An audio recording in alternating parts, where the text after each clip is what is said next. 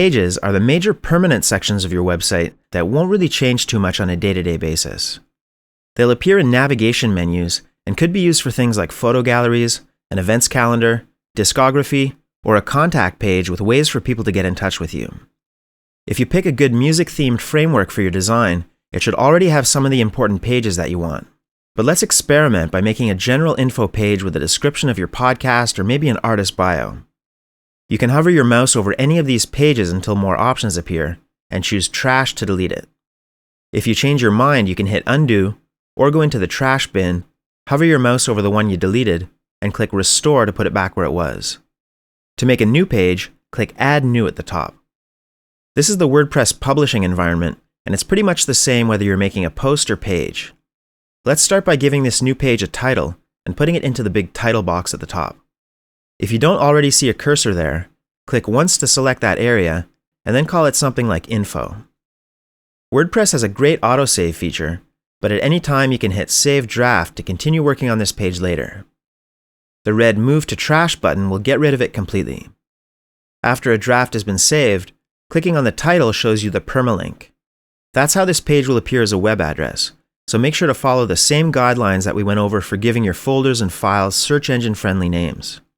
If you want it to be different than the title of the page, click Edit, modify the permalink, and make sure to save if you changed anything.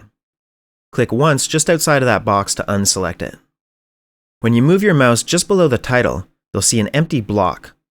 Blocks are self-contained areas that hold any type of content that you want to add. Having everything in its own block is important so that the elements of the page can slide around and adapt to fit different screen sizes.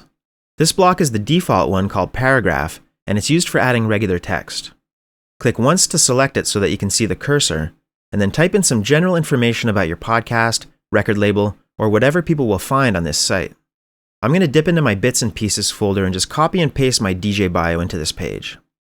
You can also copy text right from software like Microsoft Word, and it will keep all of the formatting intact. My text has 3 paragraphs, so when I pasted that in, WordPress split it up between 3 paragraph blocks. Selecting the blocks will also give us some more formatting options at the top, and it works a lot like any word processor or email service. You can change the alignment, highlight selected words with bold or italic, and drop in web links wherever the cursor is. Clicking the triangle gives you a few more options, and the 3 dots will open some more powerful features like duplicating the block or deleting it completely. Another important thing to notice is that as long as your block is selected, you'll be seeing some other formatting options in the right sidebar, so that you can play around with font sizes and colors for just this one block. Clicking outside of the block will switch that sidebar to the document settings that apply to the whole page. When you hover your mouse between 2 blocks, a plus sign will appear so that you can add something else there. You can also hover over the left side of these to see arrows for shifting those blocks up or down. Clicking the dots between the arrows and holding the mouse button will let you drag them up or down to any other location. The plus sign at the top left is also another way to create new blocks and add any element you need from these menus. Beside that are useful undo and redo arrows if you make a mistake, some general info about the page, quick access to get around to the different blocks that you already created, and even a way to convert the format of this entire block to something else. Let's try adding an image to this page. Hover your mouse above the top block, click the plus sign to add a new one there, and pick the one called Image. This will now let you select an image from your media library, a web link, or upload a new one from your computer by clicking Upload. Find a photo of yourself, your podcast artwork, or maybe a logo, and then either left-click twice or just click once and hit Open. The first thing we should notice is that the block panel in the right sidebar is now showing us some new image settings. It's a good idea to type in some alt text here that will describe the photo for blind people. It also gives search engines a way to identify it, so use strong, accurate keywords, making sure that it's easy for somebody to read like a sentence. Under that, you'll find some options to quickly change the size of the photo. You can also play around with the size by dragging these blue dots until you've got it just right. Since we're working with an image block this time, the formatting tools along the top bar are a bit different.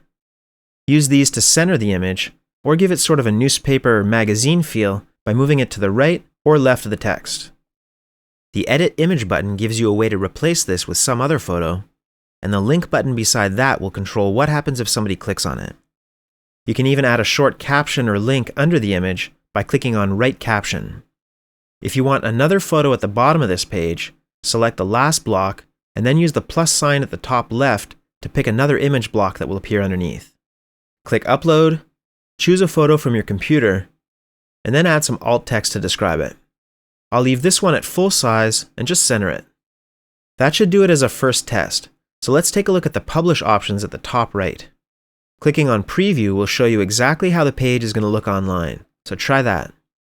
It's always a good idea to check this first before you finalize anything. If it looks good, you'll close that tab and then hit the blue Publish button. Most of the time you'll leave the visibility on Public and Publish on Immediately, but you do have the option to choose when it will go live. Click the blue Publish button again when you're ready, and you'll see a confirmation message underneath and a button to see the page online. Clicking View Page down here does the same thing and shows you how it looks live on your site. Here it is as a new web page at the URL address that you set in the permalink. To go back to the page editor, use the Edit Page option that you can now see at the top of your screen.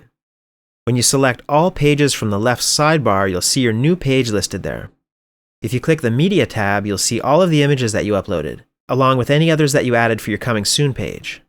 We still want to upload our big audio files through FTP with FileZilla, but for images like these that we'll just use in the design, it's faster and easier to do it on the fly through WordPress. Let's take a look at how the Post section works in the next video.